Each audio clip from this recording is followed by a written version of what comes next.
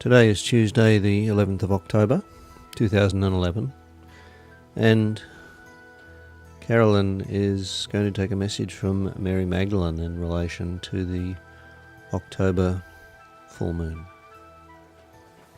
My dear friends, I would like to think of this rather as a message of inspiration.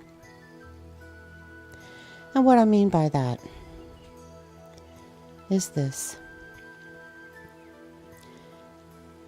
My friends and I have spoken to you many times about some of the trials and tribulations that were about to come to earth, and you have already seen some of them. There have been storms and floods, and as I say this, I think particularly of the devastating floods that happened in Vermont, though there were others. And I wish to say this. Do not look upon these events as punishment in any way, shape, or form, because these trials and tribulations are not meant to be as such, but rather the earth is coming into balance. And when you see a hurricane or in other parts of the world, typhoons, when you see people losing homes, it's hard to think of the earth as being in struggle for balance. But it is exactly that. We have spoken to you of change and chaos in particular as it relates to change. You've learned in Science 101 that energy is not destroyed, but rather it changes, such as water, ice cubes, steam. These elements were not destroyed, but rather changed. And it is the way when balance comes to earth and there are changes from one layer of reality to another. There is an element of chaos, and we are defining chaos in this respect as change. In this instance, there are energy particles upon the earth that are moving to a higher level. Vibration is changing, yes, but you have not seen yet as plates of the earth are being reformed. And so there will also be a period of volcanic eruptions, some people call volcanism, earthquakes. That'll come a little bit later. But the elements of water and wind have been the first to go through this period of chaos, and I have to tell you, it is not finished yet.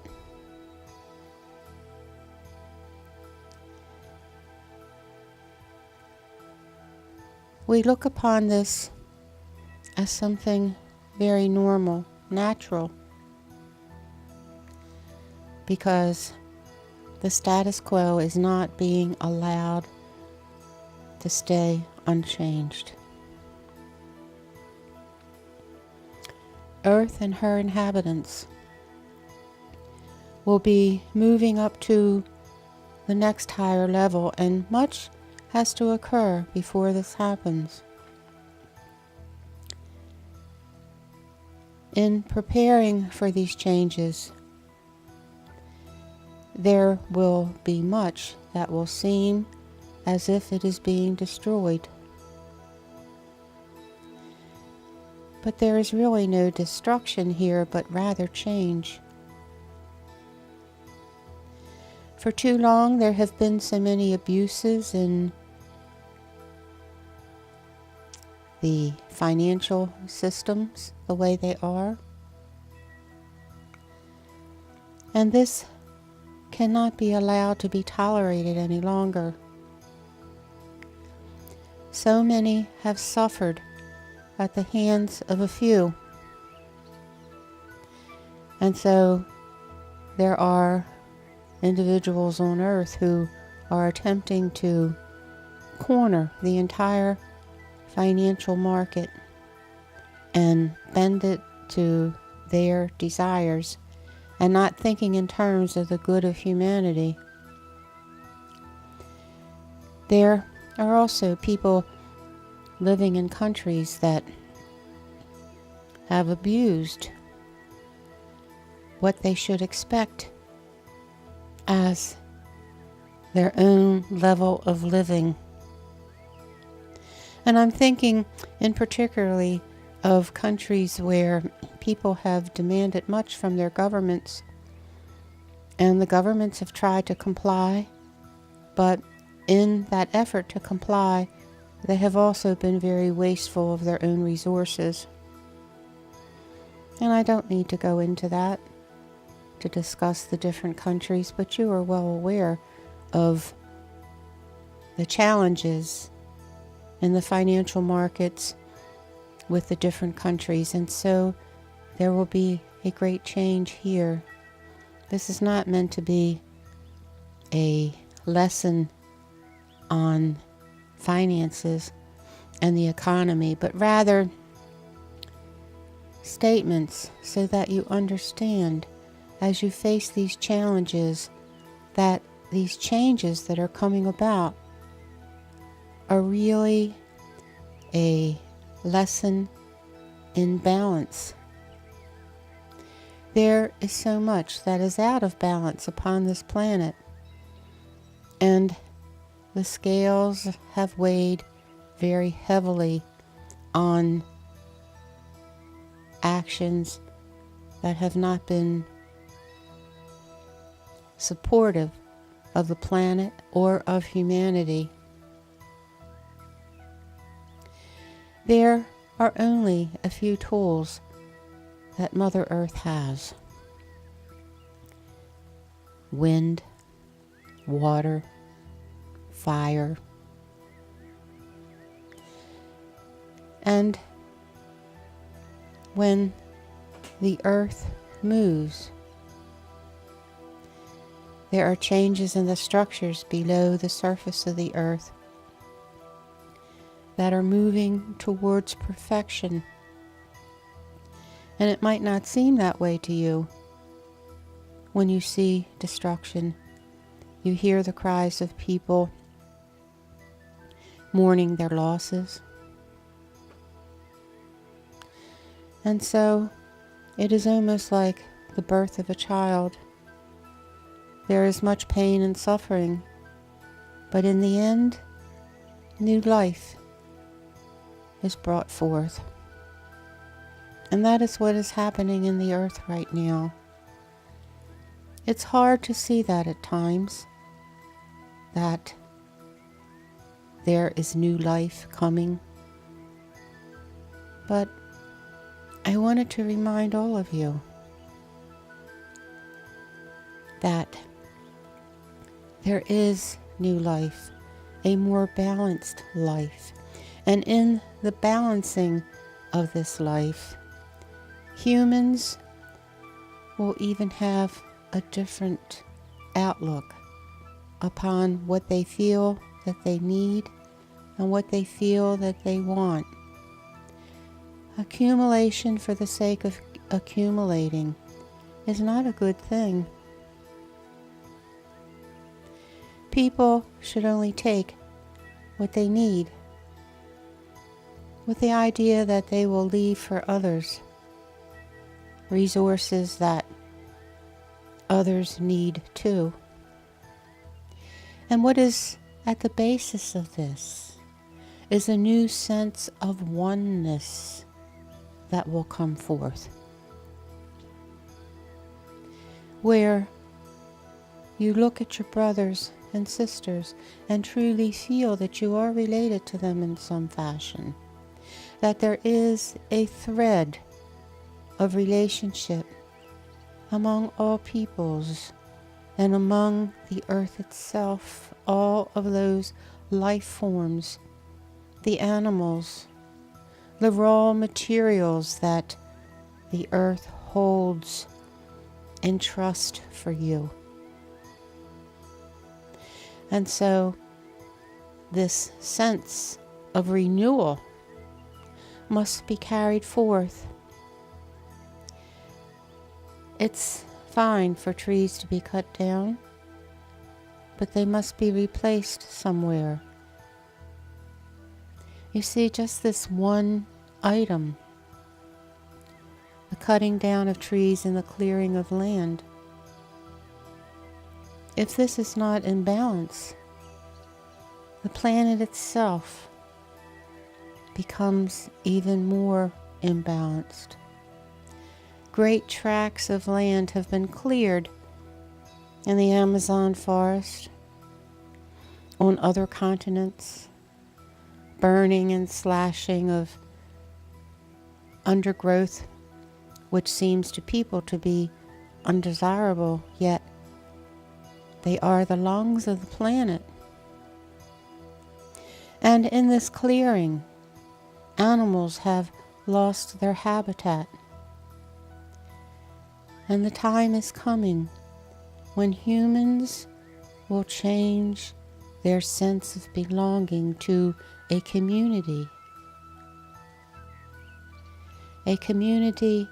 that is geared towards the well-being of every facet of that community.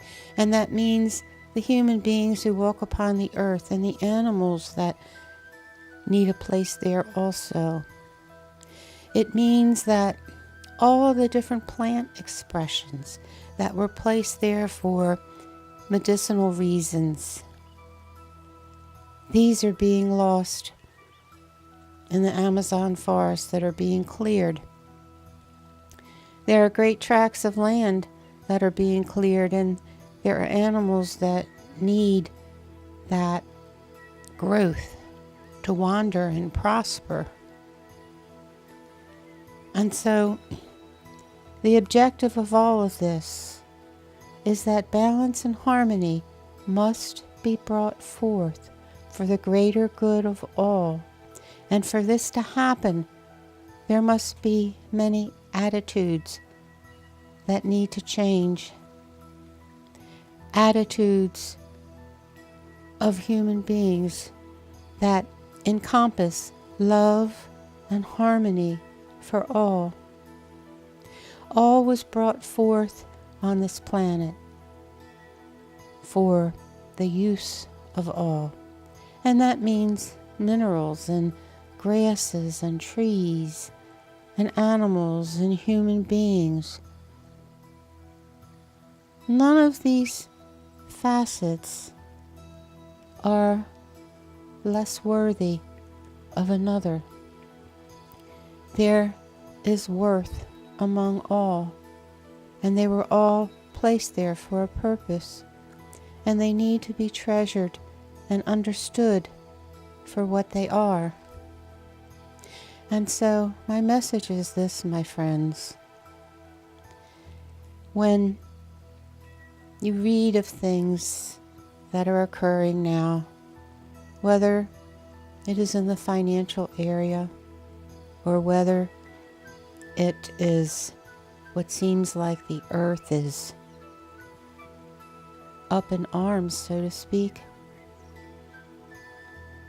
know that, as I said earlier, this is not a punishment.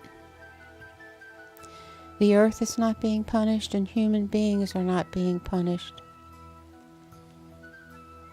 It happens for a greater good.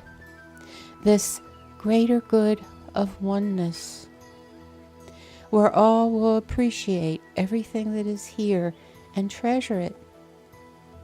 Because what must happen is there must be a period of preparation before heaven can be brought down to earth, before all recognize that you are all brothers and sisters and stewards of the planet itself, and a reminder that you must be good stewards, all of you. Not a certain segment of the population, but all. And there have been many that felt that assets, the dollars, the gold, was their God. And they would do anything for their God. They would take away all manner of support from other human beings to gather up all of what they looked upon as godliness. And this must change. It must change because this is the time of change. This is the designated time of change. And for all of you who feel lonely, who feel like their excess baggage upon the planet because maybe they don't have their home, they've lost their home, or they've lost their job, and they are struggling to see the wisdom in all of this. And I say to you, underneath of all this difficulty, there is wisdom. And much will be learned of it. And as you know, when something is taken away, there is a great amount of appreciation for what was lost. And there will be those who will awaken to the fact that there needs to be nothing lost. That working together and loving one another means that all will find their place upon this beautiful planet. And that is what all of this is leading to. You see, what has happened over many years has been change, and not necessarily a good change. There were those peoples in the beginning who lived upon the out of doors without staying in one place to what you might call a home. They weren't living and working under artificial lights. They lived in the freedom of the woods, the glens, the streams, and all about them all the time was the beauty of nature, and they understood that they were a part of that and only took what they needed. And then things changed. Not for the better, I might say. There were those who felt that much of the natural resources needed to be cornered in their corner. An imbalance started because people started living, spending all of their time in places where they became disconnected from nature.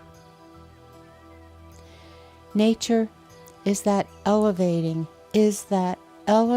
structure that brings peace and harmony to human beings because it points the way to their Creator. It is impossible to watch the beauty of the rising sun, to watch it set in the evening and not marvel at its wonder. It is impossible to look at the starry nights, at all of that glimmer and twinkling of stars, and not understand that place that you hold on the planet. It is impossible to look at flowers and grasses, that we said, and animals out in the world without feeling the ties somehow to all of this. It is the quiet of the mountains where perhaps the sounds that one hears is the babbling of a brook, the gurgling of a stream, sounds that truly elevate the spirit. So much of that has changed as people gave up this and lived and worked in places of high-rise cement buildings that had lighting that was sterile, that was not invigorating. And so many forgot their connection to the earth. And so this is a time of great change. But that change, even though painful, is heading towards something magnificent. And I came forth just to remind you that each and every one of you are loved because of who and what you are. You are loved and treasured because there are particles of that magnificent Creator that you carry that we call a soul. Each and every one of you are important, even though there are masses of humanity. The Creator created this way, brought forth elements in abundance. And sometimes in this abundance, people forget how important they are because they look around and see so many. But I tell you, each and every one of you are more important than you ever have thought in any way how magnificent you truly are. We will not allow you to be lost. Yes, there will be some that will transition in the midst of all of this. But you will come back like a tree that blooms in the spring. You will come back again like flowers that carpet the earth. The soul is never destroyed. It comes again to blossom, to rejuvenate. And it is the way it is. And I've just come forth to remind you of this. No matter what you have been involved with that wasn't right for your soul, whether it be drugs, whether it be this insatiable desire to accumulate, whether it be forgetful, unmindful of your brothers and sisters and the planet itself. Everything is moving forward. It is this cycle, this ending of this cycle, that means that there is a destiny here, a destiny for something larger and greater and more magnificent, where everyone will know the connection to their Creator and their place upon the earth and what their responsibility is to carry out what is required for balance and love and beauty among everything. So it is.